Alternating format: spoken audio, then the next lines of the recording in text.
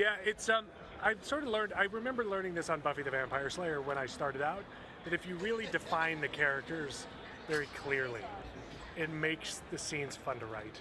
And because the scenes will take you into places you don't expect them to go, because the characters sort of lead the way. And I knew I wanted to recreate that with this film.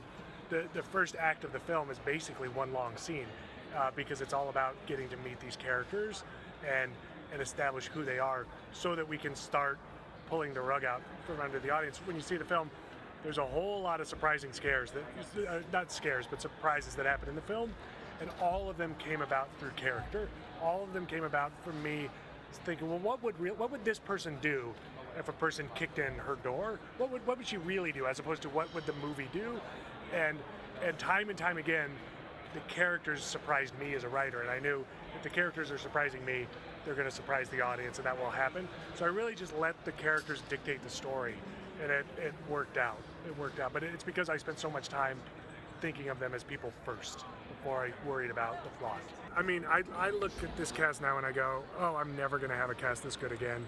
And I'm so grateful that I had it once. It's like, okay, let's just appreciate where we are right now, because it's not just that they're all spectacular in their own way. They all occupy a different energy, almost a different genre at times, all 7 of them. And it does start to feel like a piece of music. I was watching it thinking, oh, they all vibrate in their own way. And it started, it started with Jeff Bridges, because when you see he plays a character named Father Flynn, who's very integral to the movie. And when I finished writing, I thought, okay, who's my dream Father Flynn? I've learned, don't self-edit, just swing for the fences and hope for the best. And the worst they can do is say no, right? And I sent the script to Jeff, and he said yes right away. And very quickly thereafter, the pieces started falling into place. I think the people both responded to the script, but they also wanted to work with Jeff Bridges. Every actor on the planet wants to work with Jeff Bridges, and so it makes my life a whole lot easier. That's for sure. Wow. It was really, look, I'm really hard on casting, because I've learned with how I write, I like to shift gears. I like to go from comedy to drama very quickly, often in the same scene, often in the same line, where we just shift gears. And it takes a very specific kind of actor. It takes an actor who can make me laugh and break my heart repeatedly over and over. And so I tend to be really hard on the casting process for that reason. And like, for instance, with Cailee's part, I saw hundreds of actresses, all wonderful actresses, but I needed something special. I needed someone who had the technical skill to play this part, but also was unafraid of putting herself into the role and sort of, I like to say, cutting open her heart and putting it on the table for all of us to see. And Cailee, it was one of those great Hollywood moments where I've been looking for this character. And one day my friend Steve Tonight, he was doing a rough cut of his film, Pacific Rim Uprising. And he said, will you come watch and give me your thoughts? And I watch it and I see Cailee on the screen, and I'm like, who is this? I've never seen this person before. She'd be perfect. I come out of the screening, I turn my phone on, and my casting director says, check today's auditions. There's this girl, Cailee Spaeny, who came in. I think she might be the one. I'm like, I just saw her. I think she's the one. And I raced and watched the audition, and Cailee came in the next day. And wow. It was like, oh, okay, here we go. And I cannot wait for the world to see what Cailee does in this film. It's pretty spectacular. Thank you for saying And that. Cailee?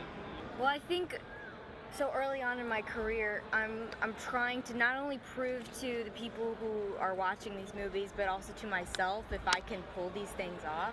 Reading this script, I'm like, I don't know how to do this at all. So that was a fun challenge for me, and completely opposite from what I just did.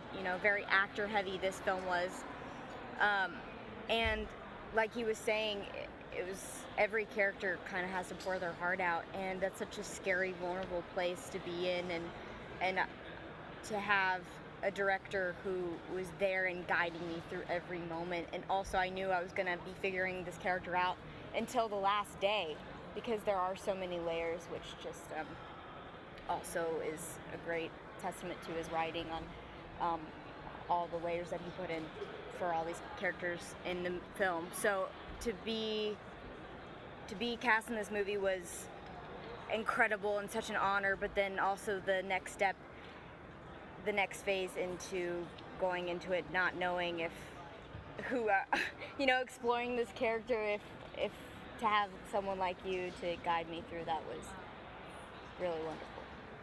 Well, surprisingly, even though it's a very intense movie and script, we had a lot of fun filming it. Yeah. And it was all shot almost all of it was shot chronologically, so we made those connections kind of in order how the movie plays out, which was really interesting and fun. You can see it in the movie too. How everyone starts how bonding. At the beginning everyone's a little.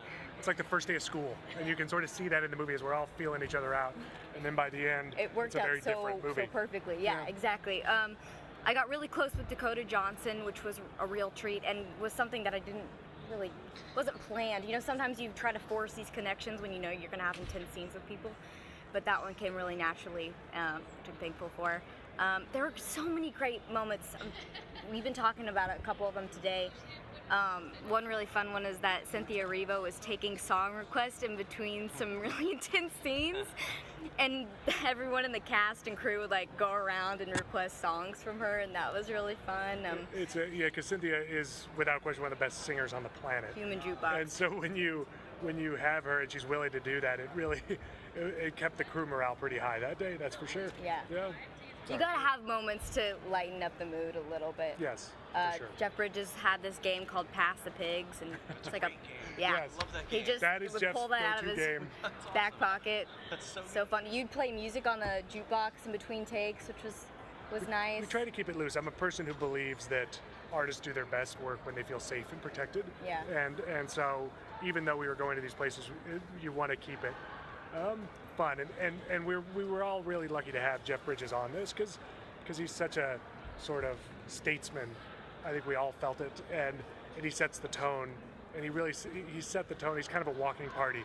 I call it the Jeff Bridges halo. As he walks around, we all just sort of enter it, and it's fun, and it was a good time. Yeah, it was. Despite the title, there was a lot of good times. There's a lot. In terms of directing, because you've done a lot of writing and moving into directing, what are some lessons that you learned from your directorial debut in A Cabin in the Woods that you incorporated into this film? Yeah, I think this time around, Cabin, I was much more still the writer, and by that I mean, when you're the writer, you really think, okay, I just need to get the version that's in my head up on the screen, and that's my job. Halfway through Cabin, I realized that's not my job at all. I realized my job as a director is to nurture and protect and inspire artists, not just actors, but your crew as well. And it made directing so much more fun. When I figured that out, it took me a little bit to figure it out, but I realized the writer's job is to do his job first, and then we fire the writer, he goes away. And then the director is just there to pick these people and let them be themselves, let them shine, and give them a space where we protect and nurture each other, and try to be helpful when I can.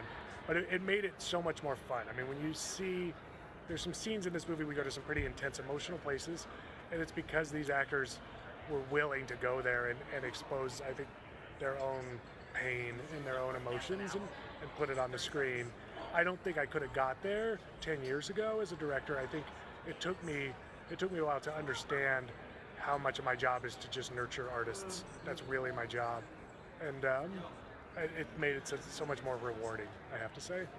And I love that you brought up The Thing, because it's not an obvious inspiration, but it is so in my DNA. Carpenter is so in my DNA. And the way The Thing just takes these characters, the thing I love about movies like that is when you don't quite know who the protagonist is. We all know in retrospect it's Kurt Russell, but at the time, any of those people could have walked out as the hero of The Thing. And I love that. It gives the movie a real energy when you don't know who the protagonist is. And that was one of my goals for this film, to get these heavyweight actors and let them all sort of come to the forefront as the movie progresses, so that the audience is always guessing whose story this is. Hotels take on character, the character of the state or the country that they're in, and you can really just explore them. I really love hotels, and a lot of this movie came from me just wanting to write about why I love hotels so much. It gives you this sense of a self-contained place where you can let great drama happen. And a lot of this movie was based on sort of urban legends about the hotels where voyeurism happened and seedy things happened. I like that too. That's the other side of it, right? You don't have control over your environment, so there's always the other person that is out there looming. As far back as Psycho. Without question. I mean, Psycho, huge influence on this film. When you see it, you'll see some very direct inspirations in the film. And so I like that. It's that combination of romanticism and paranoia that I think is at the heart of this film.